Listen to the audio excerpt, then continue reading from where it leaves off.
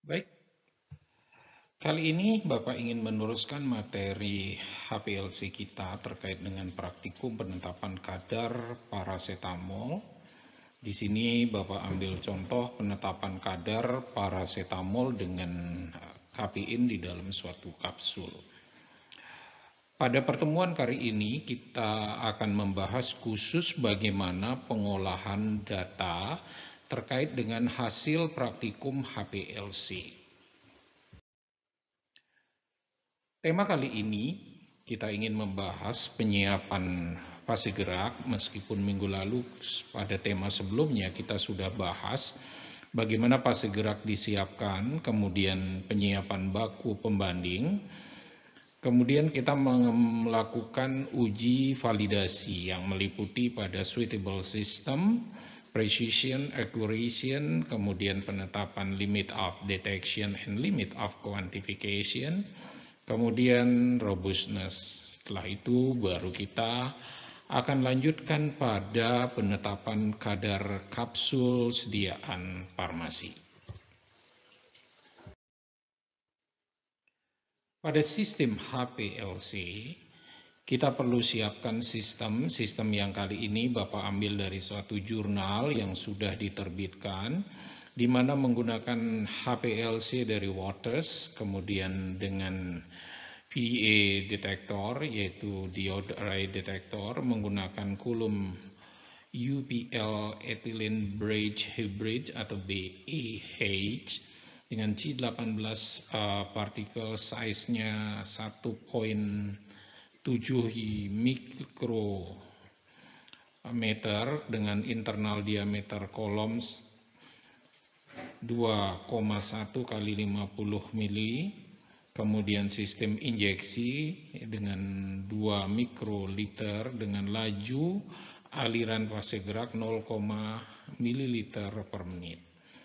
Detektor nanti disetting pada panjang gelombang 275 nanometer. Di sini fase gerak yang akan digunakan dalam sistem ini adalah larutan A 0,1 dari dapar fosfat dengan kemudian dibuatkan dapar sampai konsentrasi 100%, kemudian larutan B campuran dari metanol dan asetonitril 50-50, kemudian pelarut yang digunakan untuk melarutkan semua sistem atau fase reference seperti campurannya terdiri dari air, asetonitril, dan fosfat dengan asam trifosfat dengan perbandingan 80, 20, 0,1.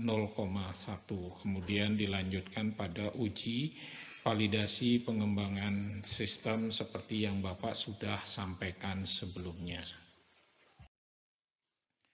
Sebelum lebih lanjut, kita perlu dalami bahwa di sini Bapak siapkan yang namanya rumus. Jadi ada rumus dari sebentar. Nah, ini terlihat. Ini parasetamol, yang ini kafein. Nah, kandungan dari kapsul parasetamol mengandung 325 mg, kafein mengandung 30 mg. Di sini perlu dilakukan penyiapan standar. Jadi ikuti prosedur yang ada di dalam Farmakope Indonesia, yaitu timbang referensi standar pembanding FI, kemudian dilarutkan dalam fase gerak A, sehingga diperoleh konsentrasi dengan 1.300 mikrogram per mililiter. Kemudian berikutnya ditimbang kafein pembanding FI, dilarutkan hingga diperoleh konsentrasi 120 mikrogram per mililiter. Kemudian kita siapkan sampel. Penyiapan sampel seperti yang sudah kita bahas pada pertemuan sebelumnya, yaitu mengikuti penetapan kadar pada Farmakope Indonesia. Nah, bagaimana selanjutnya? Di sini tentunya lebih awal yang kita cari adalah penetapan atau pemilihan panjang gelombang pengukuran. Dalam tabel, kita lihat kafein memiliki panjang gelombang kira-kira maksimum di 275, sedangkan paracetamol panjang gelombang maksimumnya berkisar di 240. Namun pemilihan sistem kita harus ukur pada satu deteksi pada satu panjang gelombang. Nah, kalau kita lihat di sini di 275, paracetamol tentunya juga masih memberikan serapan namun pada lereng. Nah, pada PDA kita sistem bisa memilih dua panjang gelombang ini untuk melakukan pengukuran. Nah, pada jurnal kali ini dia hanya mengukur pada satu panjang gelombang, yaitu 275 nanometer. Selanjutnya, sebelum sistem dikembangkan, kita perlu melihat sistem suitability test, artinya ketepatan dari sistem APLC tersebut. Di sini, sample reproducibility was observed in the chromatographic system to measure the peak and was carried out using 3 replicates of standard and sample of having some same concentration. Maksudnya di sini dia menggunakan suatu sampel dengan konsentrasi yang sama pada pengulangan 3 kali sehingga diperolehlah pada sistemnya. Pada injeksi di sini paracetamol muncul pertama dengan RF sekitar 0,8, kemudian pada retention time 1,7 muncul kafein. Nah, sistem ini dikatakan dia terpisah, kemudian diinjek 3 kali secara berturut-turut. Nah, pada ini murni menggunakan gambar 31, murni menggunakan standar. Sedangkan pada gambar 4, dia menggunakan paracetamol dan kafein yang ada di dalam sampel, sehingga tidak ada puncak-puncak pengganggu dari dua sistem ini. Nah, selanjutnya dilakukan penginjeksi standar tadi, campuran standar ini diinjeksi secara berturut-turut 6 kali. Jadi dengan volume yang sama, dengan konsentrasi yang sama dilakukan injeksi selama 6 kali. Pada injeksi 6 kali ini dihitung satu, yaitu keterulangan dari waktu retensi paracetamol, dan kedua keterulangan dari waktu retensi kafein. Yang dilihat juga adalah keterulangan atau RSD dari luas puncak paracetamol dan kafein. Di sini datanya memberikan data yang sangat bagus bahwa baik waktu retensi dari paracetamol memberikan RSD 0,13, sedangkan kafein 0,5, sedangkan variasi dari luas area pada paracetamol yaitu 0,1 dan pada kafein 0,2. Nah, berikutnya semua ditabulasikan, kemudian yang dihitung di sini adalah luas area, tinggi puncak, dan tiling faktor, sehingga juga dihitung juga plat teoritis dari paracetamol maupun kafein. Kemudian dihitung adalah daya pisah atau resolusinya.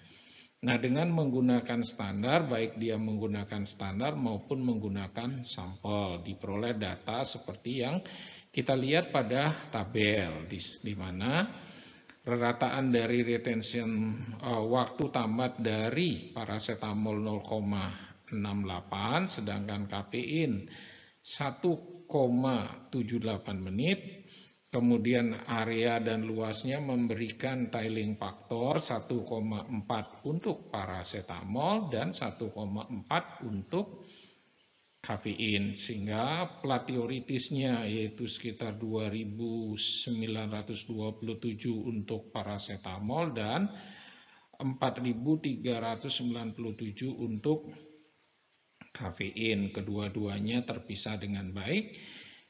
Yang di bawah data dari sampel juga memberikan data yang relatif bagus, memenuhi standar, sehingga kita lihat selanjutnya. Di sini Bapak ingin menyampaikan bagaimana sih kita mengolah data, bagaimana dia ingin mendapatkan data. Mari kita lihat. Nah, di sini ada gambar efisiensi dari suatu kolom. Efisiensi kolom adalah untuk menghitung plat teoritis. Nah, di sini ada gambar kromatogram, ada luas puncak di bawah kolom. Di sini kita bisa hitung luasnya, yaitu dengan start puncak dan end puncak dikurang-kurangi, kemudian kita dapat luas areal di bawah atau luas segitiga ini. Nah, dari situ kita hitung TR, kemudian dibagi dengan luas, dikali kuadrat, dikali dengan 5,54, sehingga kita dapatkan nilai prat teoritis atau kolom efisiensi. Berikutnya adalah tadi kita bahas tiling faktor. Nah, di sini bisa dilihat tiling faktornya adalah tau, yaitu A dibagi dengan B. Nah, di sini kalau dia 1 berarti puncaknya simetris. Kalau dia lebih besar dari 1 berarti dia tiling. Kalau lebih kecil dari 1 dia fronting. Nah, ini cara menghitungnya. Baik, Bapak teruskan. Nah, bagaimana kita menghitung resolusi? Resolusi kita bisa lihat di sini cara menghitungnya. TR1 dibagi dengan TR2. Nah, selanjutnya kita bisa mendapatkan atau menghitung data-data itu tadi.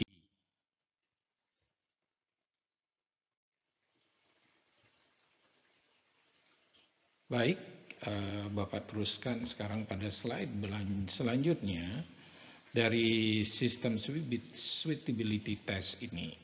Nah, di sini pada gambar 6 adik-adik bisa lihat diinjeksikan larutan blank yang hanya isinya fase gerak. Jadi fase gerak A dan B.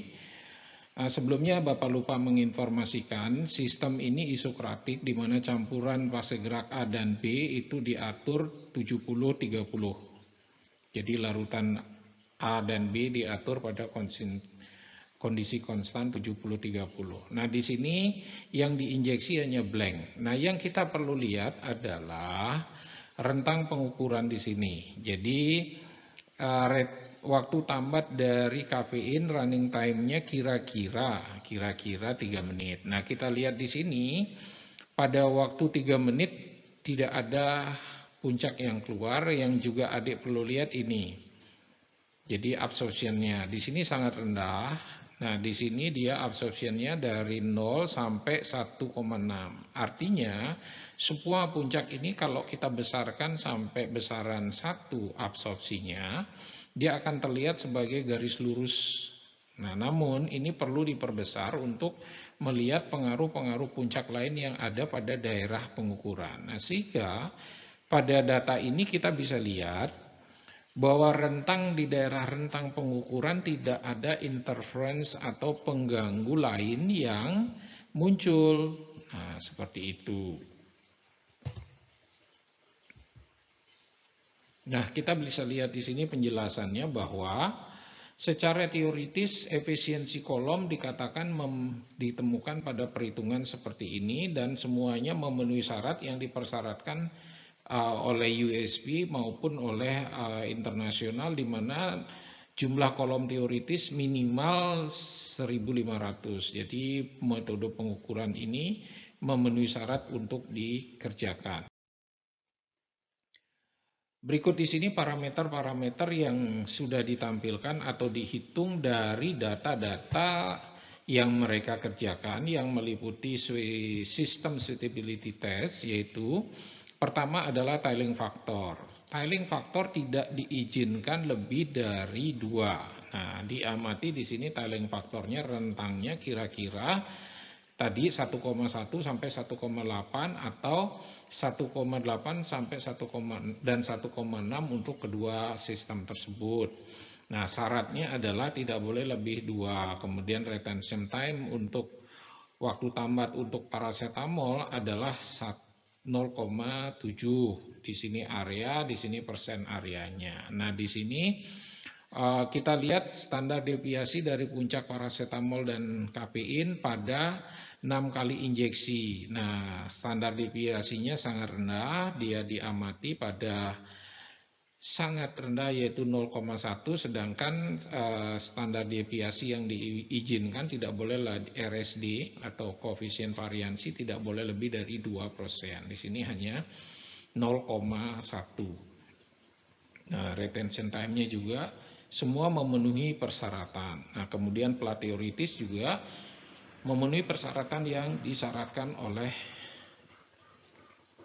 Pharmacope USP. Baik, Bapak perlu sampaikan di sini kesimpulan yang diperoleh dari jurnal ini bahwa sistem yang dikembangkan sangat memenuhi syarat sistem suitability test.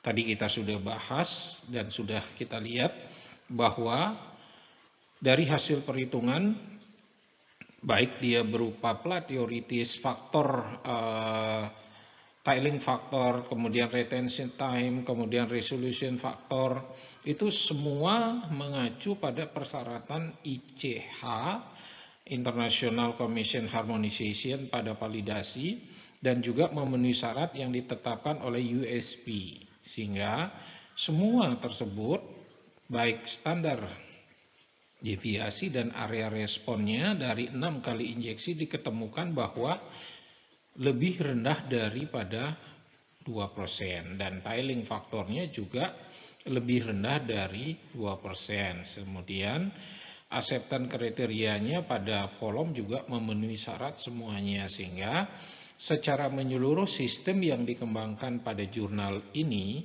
dapat diteruskan untuk diuji faktor validasi lainnya. Berikut kita melangkah pada validasi yang harus diikuti atau dikembangkan dalam suatu pengembangan metode atau penetapan kadar. Sistem presisi pertama kali, yaitu menggunakan suatu metode standar paracetamol dan kafein pada standar kerja dengan 6 kali penginjeksian pada kolom. Kemudian dihitung koefisien variansinya atau RSD-nya. Kemudian metode presisi di sini jelas menggunakan sampel kapsul yang mengandung paracetamol sesuai dengan yang kita sampaikan tadi. Kemudian juga dilakukan intermediate presisi, yaitu menggunakan dua analis yang berbeda. Nah, kita lihat apa hasil dari pekerjaannya. Berikut data-data yang mereka tampilkan. Nah, di sini kita bisa hitung bahwa standar deviasi dari puncak paracetamol itu berkisar pada 0,1%, kafein meliputi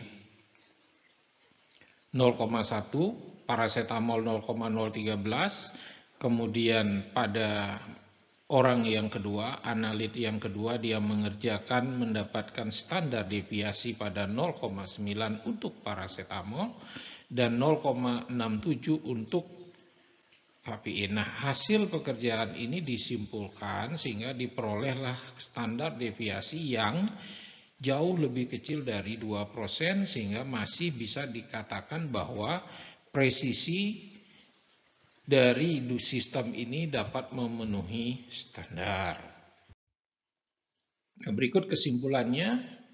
Jadi bahwa RSD baik dia intermediate maupun one time precision semua memenuhi standar, di mana dengan 6 kali pengulangan replikasi mendapatkan presisi kurang dari 2%. Nah, selanjutnya kita mau lihat spesifisitas dari suatu sistem. Artinya apakah sistem ini spesifik atau tadi diganggu oleh interference atau tidak. Nah, di sini diinjeksikan campuran dari excipient yang tanpa blank, tanpa analit.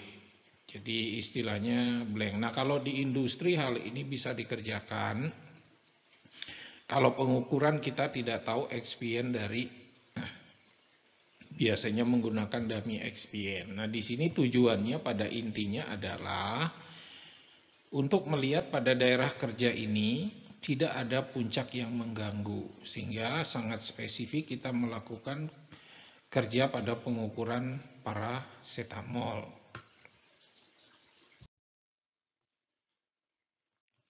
Nah, akhirnya Bapak sampai pada penghitungan linearitas. Nah, dari 6 data tadi, jadi linearitas dibuat dengan konsentrasi 25%, 50%, 75%, 100%, 150 dan 200% pada rentang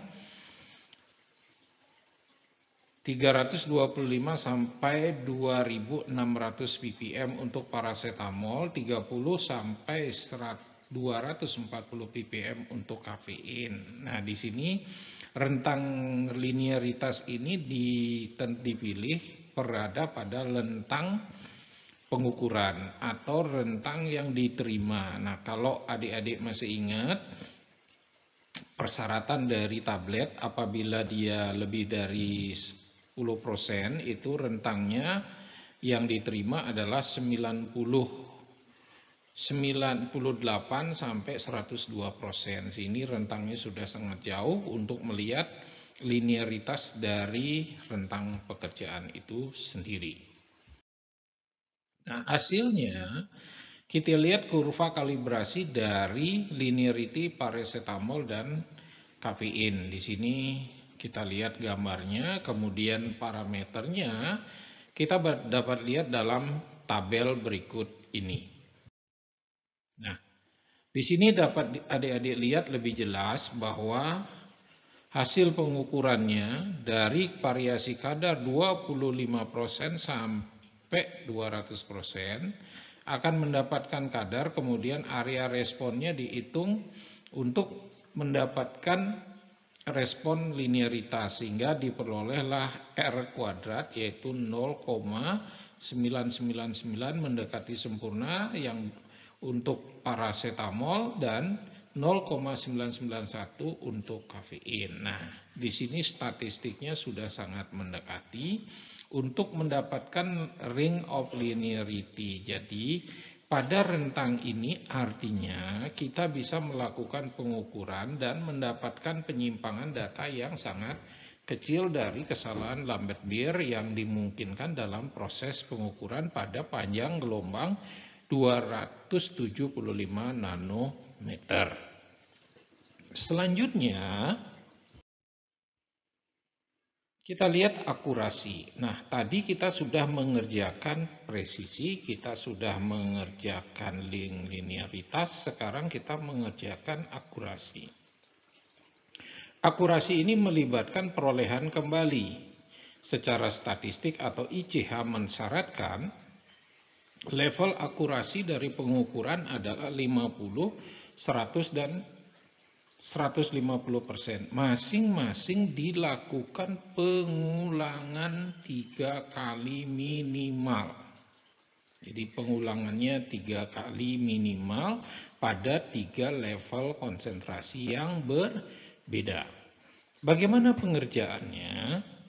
Pengerjaannya bisa menggunakan spike test. Di sini spike level di mana dibuat suatu excipient dummy, kemudian ditambahkan paracetamol, kemudian diekstraksi.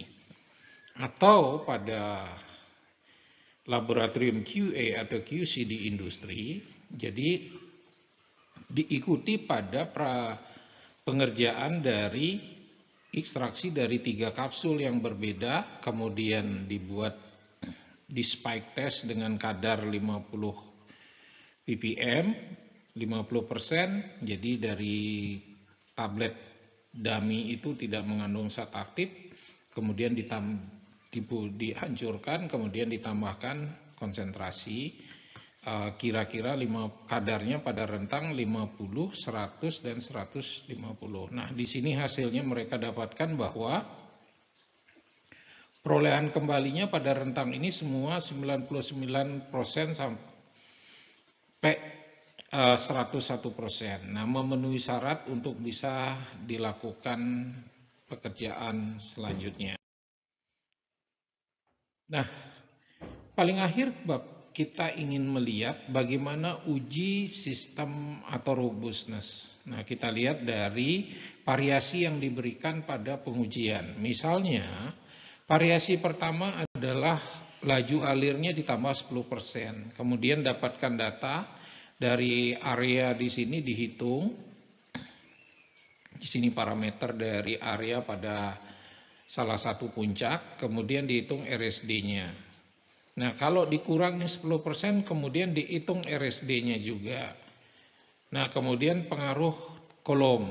Nah, di sini kalau kolomnya menggunakan kolom temperatur terkontrol, di sini bisa ditingkatkan 50%, kemudian didapatkan puncaknya, kemudian diturunkan 50%. Nah, berikutnya panjang gelombang digeser plus minus 5. Nah, juga didapatkan, kemudian hasilnya dihitung RSD-nya. Nah, dari sini diperoleh semua bahwa baik untuk parasetamol maupun kafein ini, dia memberikan terhadap variasi data yang diberikan, memberikan RSD yang kurang dari 2%. Artinya, sistem ini dapat dikatakan robust. Nah, ini cara singkat untuk mengukur robustness. Biasanya diulang pada lain laboratorium ini dengan teknologi sistem yang baru yang dikeluarkan oleh IICH bisa menggunakan konsep seperti ini. Nah, dari data yang kita dapatkan di sini kita bisa menilai bahwa semua faktor baik dia parameter sweepity test seperti RSD, tiling factor, theoretical flood pada kondisi perubahan ini memenuhi standar. Dihitung memenuhi syarat sehingga dapat dikatakan bahwa sistem yang dikembangkan oleh peneliti dalam jurnal ini dapat dikatakan robust. Nah, yang lainnya dikerjakan juga adalah stabilitas analytical solution. Jadi kapan rentang kita boleh melakukan pengukuran. Nah, ketika kita menggunakan misalnya mengisolasi, kemudian kita diamkan, besoknya kita lakukan pengukuran. Nah, di sini dia membiarkan dalam waktu 2 kali 24 jam. Dilakukan pengulangan, diinjeksi seperti semua prosedur validasi tadi. Sehingga diperoleh data yang katanya dari hasil laboratorium uji pada jurnal ini memenuhi standar. Sehingga dapat dikatakan dia stabil juga bisa dikerjakan dalam 2 kali 24 jam.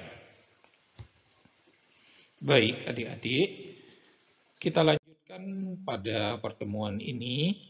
Nah, Bapak informasikan di sini bahwa materi tadi Bapak ambil dari jurnal Pharmaceutical Regulatory Affairs, yaitu yang adik bisa search sendiri nanti. Di sini judul dari jurnalnya. Nah, adik-adik bisa pelajari sendiri data-data yang muncul. Nah, dalam percobaan ini, kuliah ini, adik-adik bisa mengantarkan, bisa menghitung bagaimana praktikum dikerjakan di laboratorium. Nah, demikian paparan materi yang Bapak sampaikan kepada adik-adik, semoga bermanfaat. Nah, jangan lupa, terima kasih, tonton video ini sampai habis, sehingga adik-adik paham, bahkan bila perlu kalau tidak mengerti berulang-ulang juga ditonton. Nah, untuk meningkatkan rating, Bapak mohon jangan lupa subscribe dan berikan like, sebarkan pada teman-teman semua, sehingga materi ini bisa membantu semua mahasiswa farmasi. Baik, terima kasih adik-adik, selamat belajar. Kita bisa menggunakan berbagai macam teori, berbagai macam mekanisme, berbagai macam platform untuk dalam proses pembelajaran kali ini. Selamat pagi.